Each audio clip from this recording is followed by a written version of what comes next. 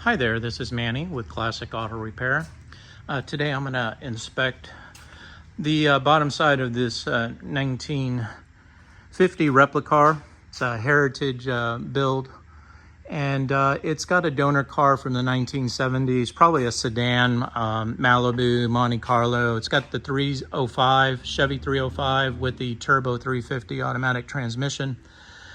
Going to be doing a transmission service on it, filter and fluid change, put a new gasket on it, and a couple of other items like this cable right here that's hanging down. It's been hitting on the pavement and ground the stud, the adjuster stud here. So we're going to get this all up with a J-hook and a bracket to get that up where it needs to be.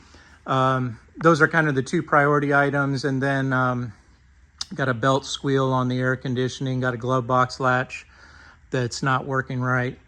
I'm going to check those items out and report back to the customer with a diagnosis and an estimate. Let's just go ahead and just do our normal safety inspect on the back. It's got a good exhaust system. It's not in bad shape. It's got some corrosion from just sitting. Don't really see any holes in the muffler, so it looks to be in pretty good shape. And all the rubber bumpers and stops are connected. The pipe going to the front, it's got its, everything seems to be in place here and relatively good condition. I don't see any issues with the exhaust system. Frame on the back looks good. Never been in a collision. Doesn't show any frame damage or corrosion that we have to worry about. Suspension on the axle looks good and original. Don't see any issues there. Shocks are not leaking and relatively in newer condition. Wheel cylinders don't look bad. They got good metal lines on them, and we're not seeing any signs of backing plate fluid leak, brake fluid coming down from the drum, dripping down on the tires, as you've seen on several of my past videos. This is all in good shape. So unless I see signs here or I have a braking issue, then I think we're looking good there. Tires look good. I don't see any cracks in the rubber, so I think we're in good condition there. And all 4 points look in similar conditions. So again, real good rubber on there.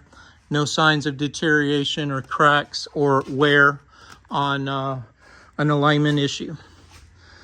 There's also a customer states that under acceleration it hesitates from a stop. That's usually, it's got this little 2-barrel carburetor on there. Probably needs a tune-up, but I'll need to check things like spark plugs.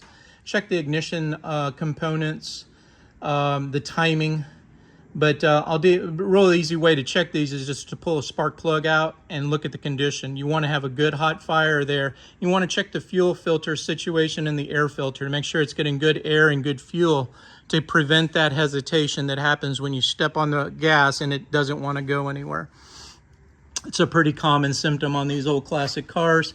A little bit of weeping on the rear end pan, but nothing that I would recommend fixing. It's really a seep. It's not a drip. I don't see anything coming from the housing seal.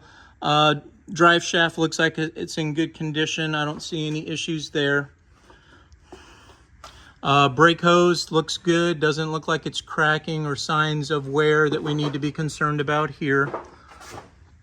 Same situation on the shock. It looks like it's in good condition. Doesn't show signs of a problem. Emergency brake is connected. We just need to do some adjusting here to get this thing up and out of the way.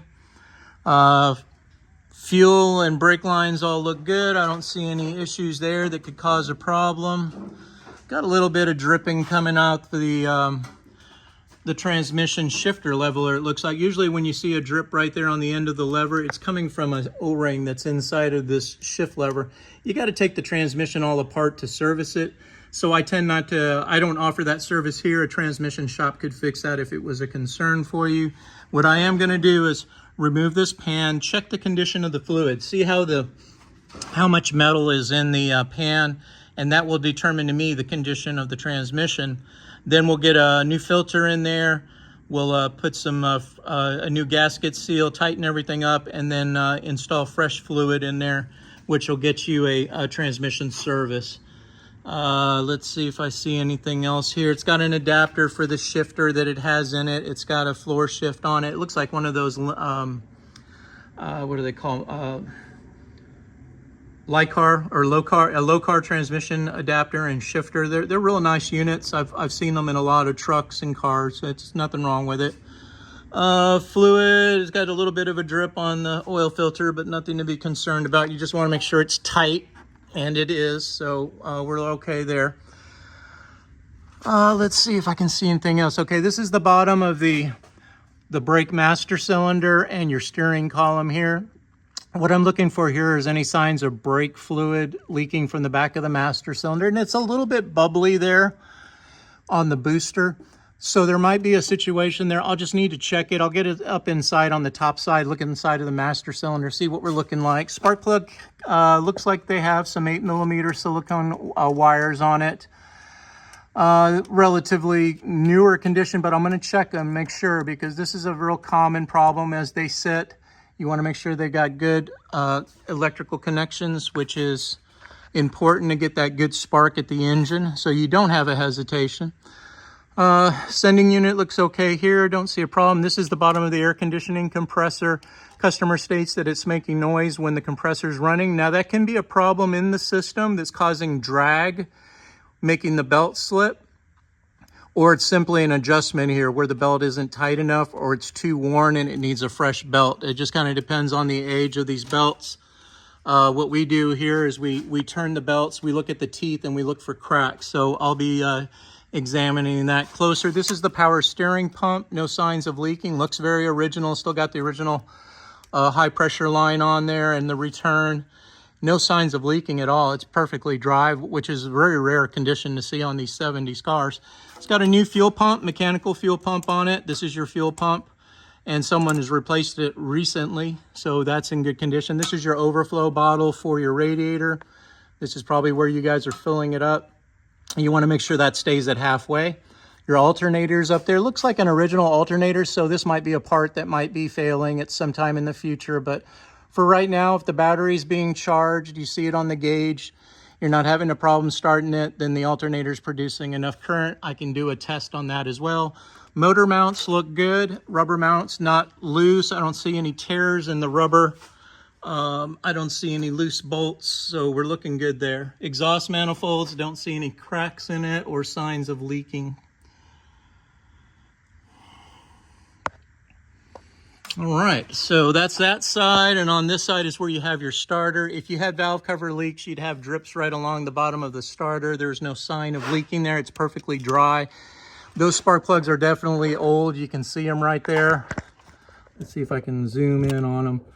That condition of that spark plug is pretty old, so I would probably say we need to put some plugs in this thing, and that'll make it fire better, make it run better, maybe help out with that hesitation issue. But it's going to burn fuel much clearer, much cleaner, so that you get a good burn on the gas, and you're not building sediment and stuff in the exhaust system and throughout the rest of the car. So you want to get maybe a tune-up done on this car, just looking at the condition of those plugs. Let's see. Pan gasket is perfectly dry. I don't see any oil coming off the timing chain, the rear side. A little bit of seeping here. This is more than likely from the rear crankshaft seal. It's common to leak there. Nothing you can do about it other than pulling the motor and the transmission and separating them, putting a new seal in. You know, several thousands of dollars for something that's going to end up leaking again if you're not driving this on a daily basis. So some of these small leaks we want to live with because it's cost prohibitive to fix them because the cars are not driven daily. If they were driven daily, like all your other cars in probably your garage, those don't leak because the seals are constantly being lubricated with the oil. As the motor is running, the transmission is moving, the torque converter. So all of these seals stay wet. When they set, the oil comes to the bottom of the pan. The seals dry out because there's no fluid on them. And then when you go to start it, then you start to develop leaks and faults in the gasket material. But like I said, for the most part, mechanically, the vehicle is looking in real good condition. The water pump doesn't look bad. I don't see any signs of a water pump shaft leak. That's the water pump right up in there that I'm pointing to, and I don't see any signs of a problem there. Radiator looks good. I don't see any rust or signs that the antifreeze is leaking out of it. So that's a good situation. It's got an electric fan up front, and then the air conditioning Condenser is up here to cool the Freon. And up towards the front, this is the front clip from a donor car, right from, like I said, right about here, the subframe that they cut and used the whole suspension. I recognize this lower control arm. It's very common on a lot of Camaros, Chevrolet cars from the 70s. All use these. Grommets on your shocks are in good shape. The shocks are looking pretty good. The end link bushings look new on it, so that's good. This will keep the rattles from happening. Ball joints look a little dry, so I would recommend servicing this. These grease zerks haven't been touched in a long time, and when you get an oil change, these guys don't do this. They forget that old cars have grease zerks where you put the grease gun in there and it fills up the boot and puts new grease up into the joint. If these are not taken care of, then your tie rods, your end links will start to wear prematurely and you'll start to get a problem there. So all of this where it hasn't been touched, you can tell they've never been cleaned and new grease put in it. I would recommend a chassis lubrication, which we would hit all these points and put some grease on those suspension parts. And just remember, when you get an oil change, ask them to do a lube service as well, lubrication on the suspension. If they look at you weird, find another shop or bring it to us. It's something we do. And we also inspect the car while it's up in the air so that we can tell you we see something that maybe during a recent road trip, something is damaged or is starting to fail. We can head that off. Where a oil change place has no trained technicians. All they do is change oil on new cars. They do it all day long, and that's pretty much all they focus on. So, you know, get a trained, experienced set of eyes on your vehicle, at least on every oil change, which should happen on a classic car like this that sets most of the time. About every 6 months, you're going to get an oil change on these vehicles. There gets a lot of fuel in the oil. Doesn't matter what the mileage is, because you're just never going to hit your mileage numbers, but you'll definitely hit the dates. So about every 6 months, get on the schedule to get an oil change done on the vehicle and a new filter. All right, so this is Manny. Like I said, I've gone over the bottom of the vehicle, kind of giving you some ideas what's going on. And I haven't seen anything really crazy. This is the battery location over here. Battery cables are okay. We use better connectors here. You want to make sure that battery is held down really good, which it is. It's solid so that it doesn't move around and cause a short. Looks like they have a quick connect here for a trickle charger, which is good. And everything looks good there. So can do a battery test if you like to kind of check it, but it looks relatively new. I'll see how it cranks over and report back there. And then I'm going to go around and just do my normal safety test to make sure everything is working as it should. Illumination, turn signals, horns, brake lights, and then I'll report back on the status there. So again, this is Manny with Classic Auto Repair with a quick look at the bottom of this 1950s replica car. And I hope you enjoyed watching. Have a great day.